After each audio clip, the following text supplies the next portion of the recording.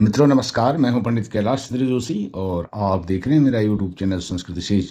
मित्रों, नवग्रहों के शांति के अचूक उपाय, आज इस विषय पर चर्चा करूंगा आपके साथ और आपको बताता हूं नवग्रहों की शांति के अचूक उपाय और आसान उपाय, सरल उपाय वह क्या है वह बताऊं। उससे पहले यह किन लोगों को इन उपायों को करना चाहिए।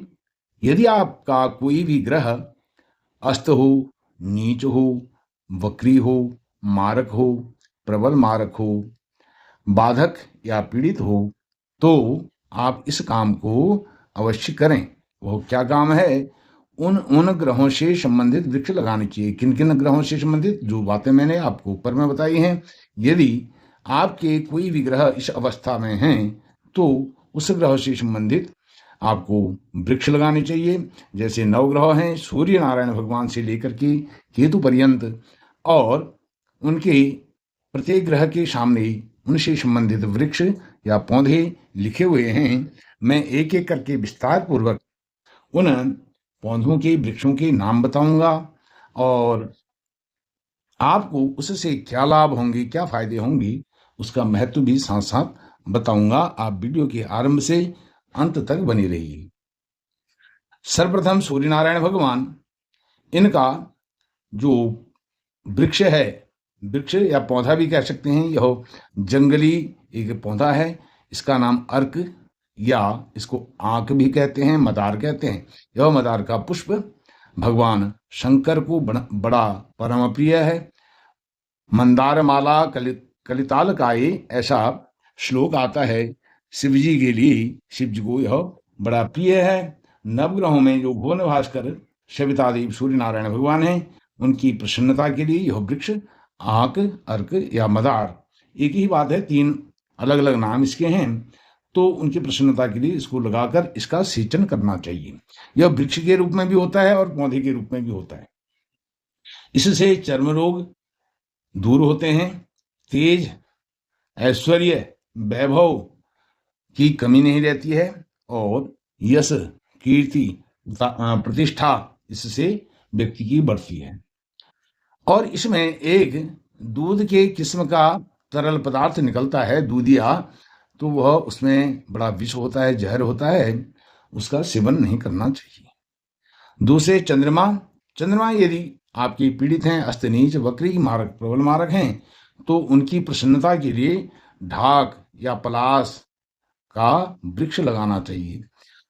अब यह जो मैं वृक्ष और पौधे आपको बता रहा हूं, यह इन ग्रहों के समिधा के वृक्ष भी हैं। समिधा, जो हवन में समिधा होती है, इन ग्रहों से संबंधित यह समिधा भी होती है। तो चंद्रमा के लिए ढाक या पलाश का वृक्ष लगाना चाहिए। पलाश का वृक्ष लगाने एवं पलाश की सेवा करने से मनोरोगों से छुटकारा मिलता है। मनोरोग अर्थात मन के जो विकार हैं, क्योंकि चंद्रमा मन के कारक हैं। यदि मन आपका खराब रहता है, खराब सोच आती है, मन में खराब विचार आते हैं और उन गंदे विचारों से आप बहुत डिप्रेशन में हैं, तो उस डिप्रेशन से बाहर निकलने के लिए आप पलाश का वृक्ष लगाएं या पलाश की किसी भी प्रकार से हो सके उस वृक्ष की सेवा करें, या पलाश की कोई इस तरह से लकड़ी अपने घर में, अपने पूजा स्थल में अवश्य ही रखें, तो इससे भी आपको बड़ा लाभ हो सकता है। अब बात करते हैं जो मंगल हैं, सेनाध्यक्ष, सेनापति हैं नवग्रहों के, उनके जो संबंधित वृक्ष है खैर, खदिर, इसका नाम खदिर भी है, खैर भी कहते हैं। इससे कत्था निकलता है और यह कांटेदार वृक्ष होता है। यह मंगल की समिधा भी है और इससे कत्था भी बनता है जो पान पर लगाया जाता है। इनकी प्रसन्नता के लिए, सेनाध्यक्ष सेनापति मंगल की प्रसन्नता के लिए यह खदिर का वृक्ष लगाना चाहिए।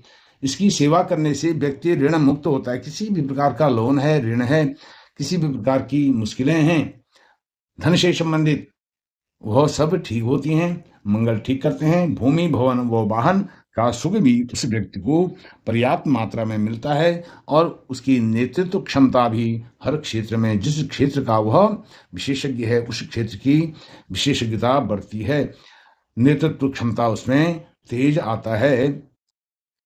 अगले जो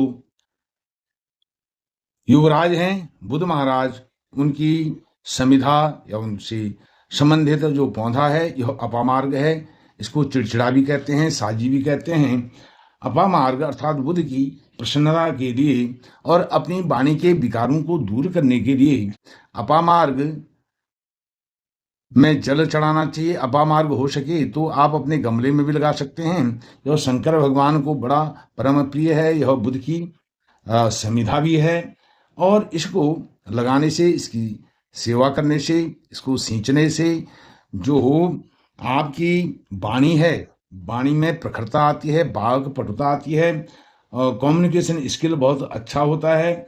इससे आप अपने बिगड़े हुए कार्यों को बना सकते हैं। किसी भी प्रकार से वाणी के दोष इससे दूर होते हैं। और इसके मूल जो अपामार्ग चिड़चिड़ा है, इसकी जड़ से यदि आप इसकी जड़ का प्रयोग अपने दांतोन करने में करते हैं, मंजन करने में करते हैं, तो आपकी वाणी के सारे विकार दूर होते हैं और आपकी वाणी अकाट्य जो होती है 100% वह रिजल्ट देती है। अब जो देवगुरु हैं बृहस्पति, उनकी प्रसन्नता के लिए पीपल लगाना चाहिए। पीपल को अश्वत्थ भी कहते हैं। और पीपल में जल चढ़ाना चाहिए। रोज चढ़ाएं जल तो बहुत सुंदर है, नहीं तो शनिवार को तो चढ़ाना ही चाहिए पीपल में जड़। और यह विष्णु भगवान का प्रतिनिधि वृक्ष है। पीपल वृक्ष की सेवा से सभी जो पितृगण हैं, पितर हैं, वह प्रसन्न होते हैं। पितर ही नहीं, देवगण भी प्रसन्न होते हैं। जैसे मैंने बताया, इसमें श्री हरि विष्णु का, लक्ष्मीपति श्री नारायण का इसमें साक्षात वास है। इसमें वह वास करते हैं, विराजमान होते हैं। इसलिए अपने पितृगण और देव गणों की प्रसन्नता के लिए यह वृक्ष लगाना चाहिए। जबकि आपके बृहस्पति अस्त हों, नीच हों, बकरी हों, मारक हों, प्रबल मारक हों, बाधक हों, प्रबल बाधक हों, पीड़ित हों, तो ऐसी अवस्थाओं में, इन अवस्थाओं में आप पीपल का वृक्ष लगा सकते हैं, उसकी सेवा कर सकते हैं।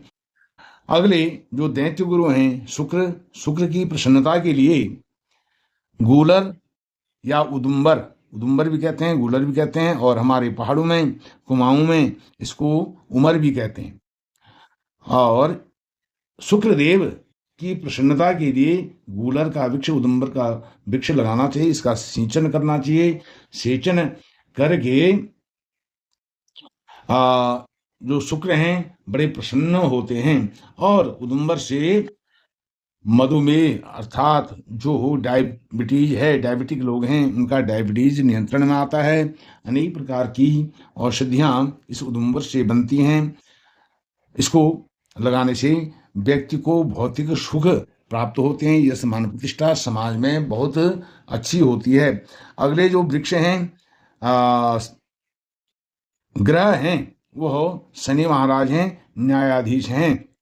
इनको न्याय का प्रतीक माना गया है शनि महाराज को। तो शनि महाराज की प्रसन्नता के लिए शमी का वृक्ष लगाना चाहिए।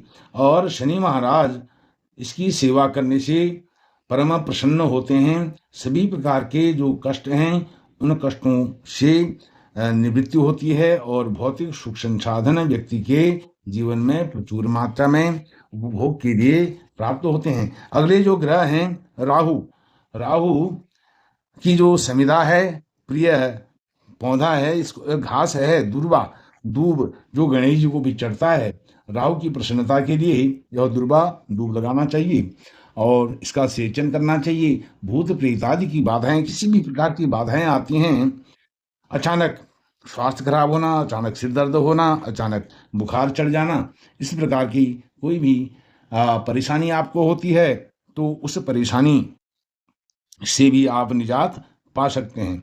अगले अंतिम ग्रह हैं केतु की प्रसन्नता के लिए कुशा, दर्भ या कंडासा भी इसको कहते हैं, यह लगाना चाहिए और इसका सेचन करना चाहिए। और सेचन ना लगाएं तो कहीं भी जंगल में से इसको लेकर के आएं और इसको आप अपने घर में भी रख सकते हैं।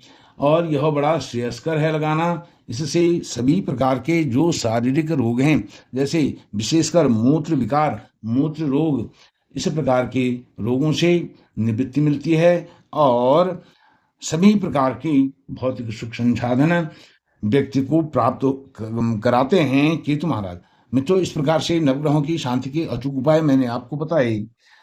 आने वाले समय में मेरा प्रयास रहेगा कि यह तो नवग्रहों से संबंधित वृक्ष हैं, अब मैं आने वाले समय में नक्षत्रों के अनुसार भी आपको बताऊंगा कि किन नक्षत्र वालों को किन किन पौधों को लगाना चाहिए, उनसे क्या क्या लाभ होते हैं। मित्रों, यदि आपको यह जानकारी अच्छी लगी तो मेरे चैनल को सब्सक्राइब कीजिए, मेरी वीडियो को लाइक कीजिए, शेयर कीजिए। आपका कोटि कोटि धन्यवाद। नमस्कार।